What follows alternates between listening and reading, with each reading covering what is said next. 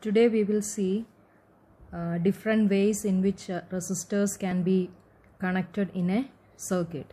Mainly there are two different ways for connecting resistors in a circuit.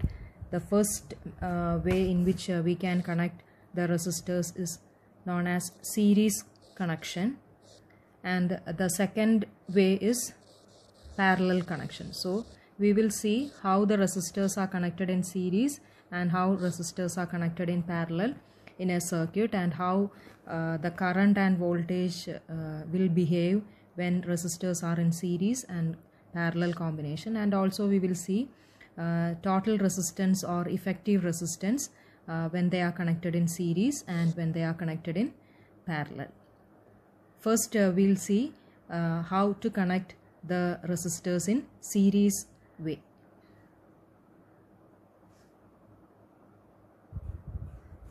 First we'll see how resistors are connected in series combination.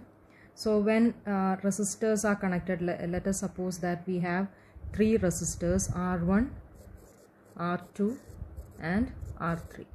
So if you have three resistors and if I need to connect it in series combination, what we have to do is we have to keep all the resistors in line.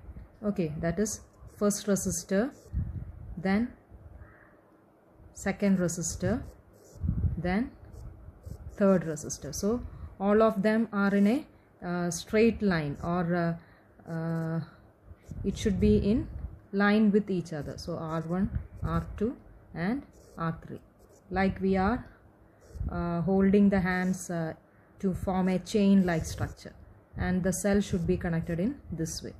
So this is how we connect if you want to keep a key, you can keep a key also. So this is how we connect three resistors in series. So here suppose this is one portion, that is if this is left, this is right, then left, right, left, right. So like we are holding hands, like see, if like this. Okay, so this is actually how we connect resistors in series, one after the other in a straight line. So here three resistors are there, resistor 1, resistor 2 and resistor 3, and we have connected it to a cell of a particular voltage. Now the current will flow through the circuit like this. So the direction of current is also shown here.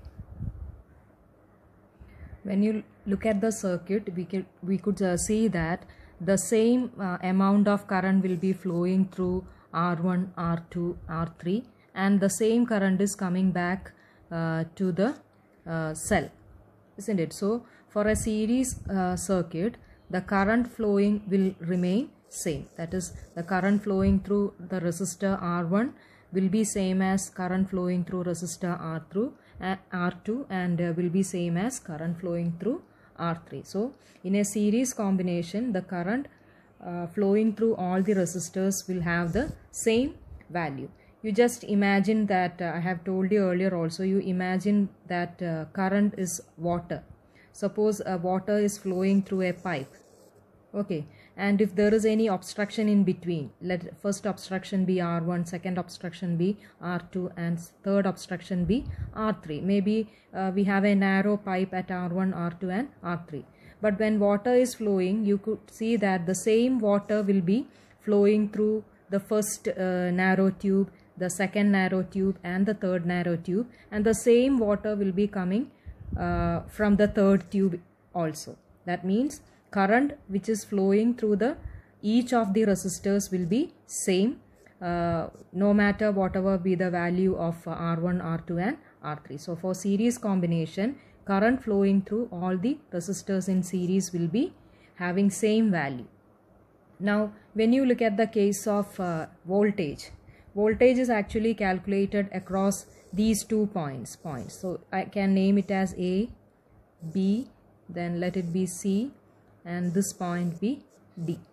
So if you want to calculate the voltage or across R1, then we have to find voltage across B, A and B, isn't it? So we have to place a voltmeter between A and B in order to get the voltage across R1, isn't it? Now if you want to calculate the voltage across R2, we have to place a voltmeter across B and C. That is, voltmeter should be placed here if you want to calculate the voltage or potential difference across R2.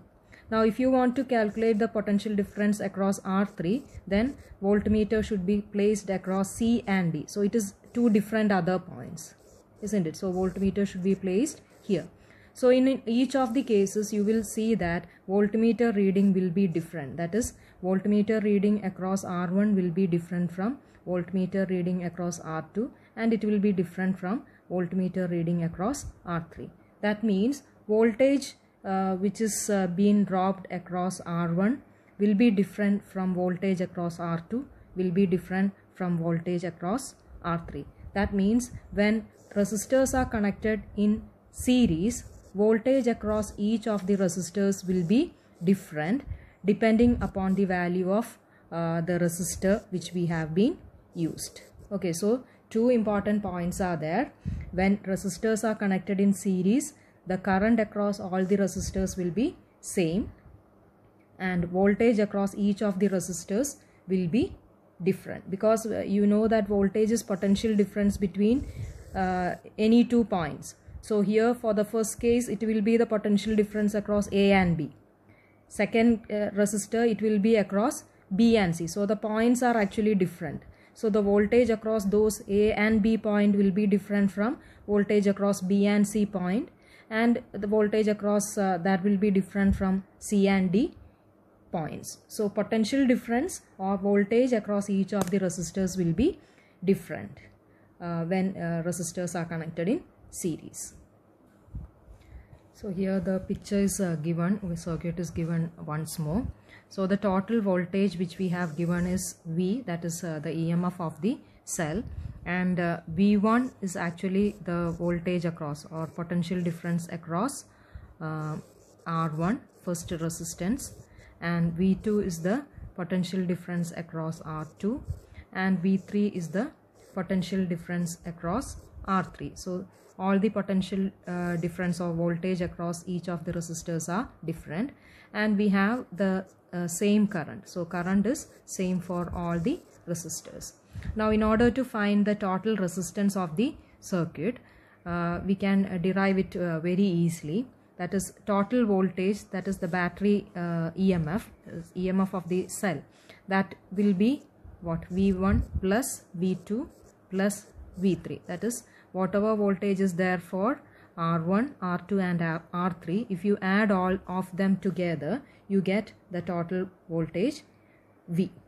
Okay, but you know that total voltage is total current multiplied with total resistance. So let us consider total resistance as R, or you can write it as RS, that is total resistance in series. Now voltage across V1, according to Ohm's law, it is current across R, it is I, resistance R1, then voltage V2 will be current is same, I, resistance is R2, then third one, current is same, I, and resistance is R3. So here I is actually common, so you can write I multiplied with R1 plus R2 plus R3. So when you look at the equation, you can cancel these I. So finally what you get is the resultant or the total resistance of all the resistors in series is the sum of all the resistors, R1 plus R2 plus R3. So this is how you find the value of total resistance in series combination. Okay, so suppose we have 3 resistors which are in series. If you want to find the total resistance, you just add all the values, you will get the total resistance. Suppose there are 4 resistors, what you have to do is you just add all the values of 4 resistors and you will get the total resistance. So whatever be the number of resistors, if you want to find the total resistance or the effective resistance of all the resistors in series, then you just have to take you just have to add all the resistors. So that is about the series combination of resistors. Now we will see how resistors are connected in parallel. So when resistors are connected in parallel, so if you have three resistors R1, R2 and R3, and if you want to connect them in a parallel manner, what you have to do is you take all the left sides of the resistors, that is this side of the resistors, and connect them to one single point, and you take all the right side of the resistors and connect to one single point. Okay, so all the left sides are connected to one single point and all the right sides are connected to one single point. So such a combination is known as parallel combination. In series combination it was like a chain, but in parallel combination we are holding all the left side and all the right side together. Okay, and all the left side will be connected to either positive or negative, and the other right side will be connected to the other terminal. So this is how we connect resistors in parallel. If you are holding like this, see, if you are holding like a train manner, all the left sides are connected together, all the right sides are connected together. So likewise, if you are folding, that type of combination will be what? Parallel combination. So it is better to remember, connect all the left side, connect all the right side. Okay, so that is how parallel combination is made. Now in the case of parallel combination, we have the total voltage as V, and the current will be flowing from positive, and when it reaches this junction, you can see that there are three paths, isn't it? So current will be divided into three paths like this. Okay, reaching this junction, so current will split into I1, I2 and I3. Okay, and I1 current will be flowing through R1, I2 current will be flowing through R2, and I3 current will be flowing through R3. And once they reach this junction, they will again combine, all of them will combine, and they will come back as total current I, and will come back to the cell. Okay, so this is somewhat similar to the case in which the water is flowing. Suppose you have a main tube of water, and water is coming and reaching this point. Okay, and let us suppose that we have three different tubes. Okay, one may be narrow, the other may be medium size, and the other one wider. So water will be flowing through each of the pipes, and the water which is flowing through the first pipe will be different from second pipe, will be different from the third pipe.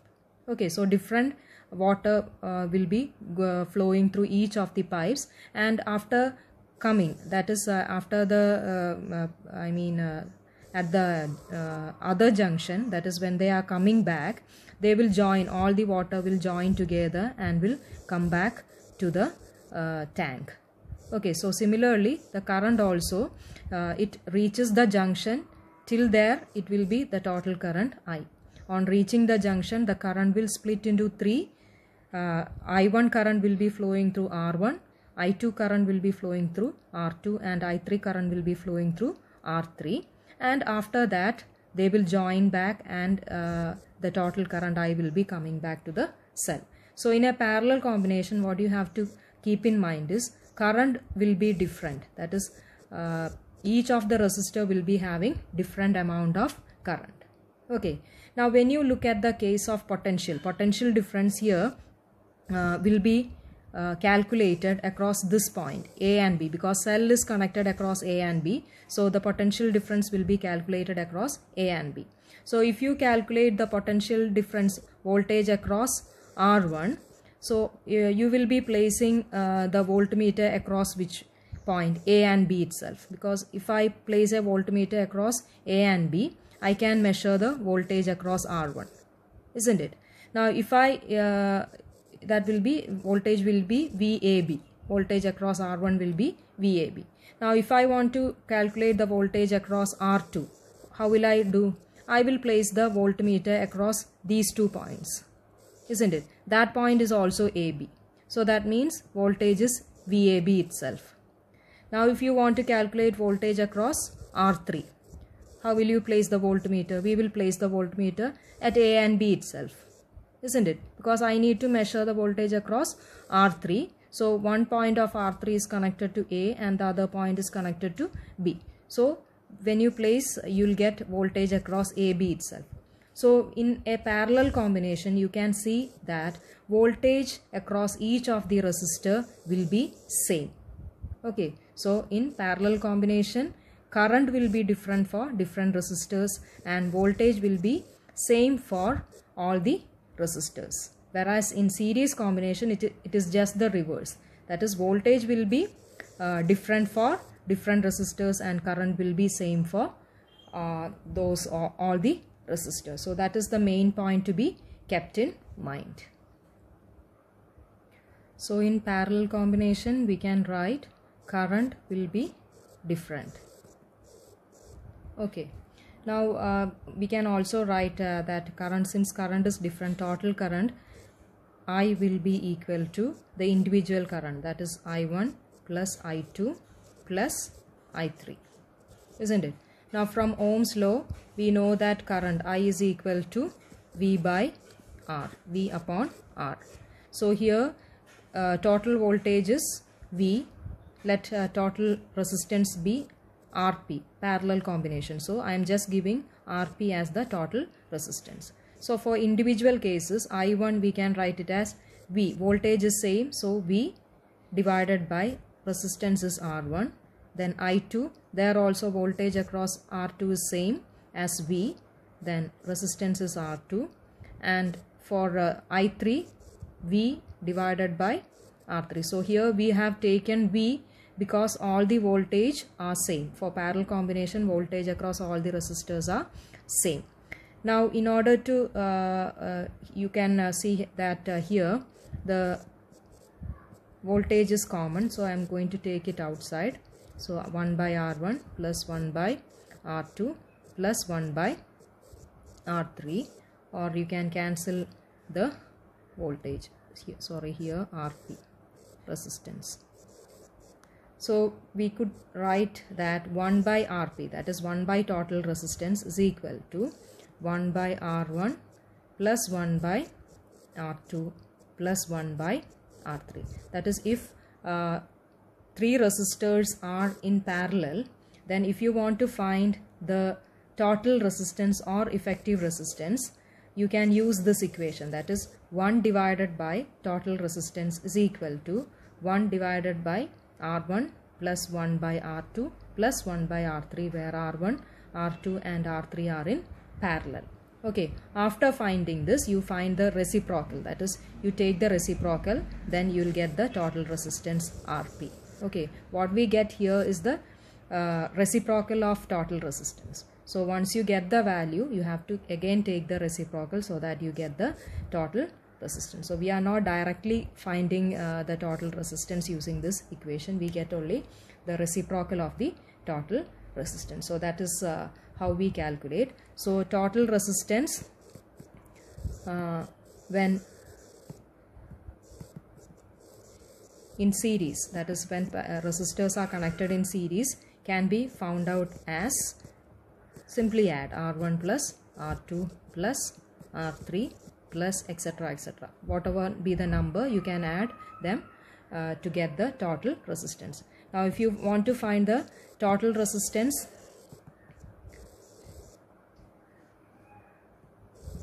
in parallel, then what you have to do is, we get the reciprocal 1 by RP, that is 1 by total resistance is equal to 1 by R1 plus 1 by R2 plus 1 by R3 plus 1 by R4 plus etc etc. Whatever be the number, you just take the reciprocal and add, and finally you have to find the total resistance by again taking the reciprocal. This is how we find the resistance which are in series and parallel.